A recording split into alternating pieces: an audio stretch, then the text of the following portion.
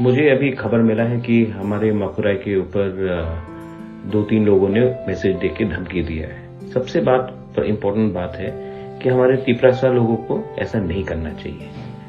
देखो, जब तिपरासा के संग फाइट करता है, गाली बकता है, तो नुकसान हमारा ही होता है। आज दुख से मुझे एक बात बोलना है कि हम लोग ही अपने आप को हल्का करते हैं जब पूरा जिंदगी किसी को इलीगल माइग्रेंट बोला और नेक्स्ट डे जाकर उनके सामने सरेंडर किया। तो हार तो हमारा पूरा कम्युनिटी का है, जीत तो उनका हुआ है जो अब समझता है कि तिपरासा लोग कुछ भी बोल सकता है, लेकिन लास्ट में अंतिम में जाकर पांव ही पकड़ेगा जिनको पूरा जिंदगी गाली बका। हार तो हम पूरा तिपरासा का है। और मकुराई को अटैक करके, खराब लैंग्वेज इस्तेमाल करके आपको क्या मिल रहा है?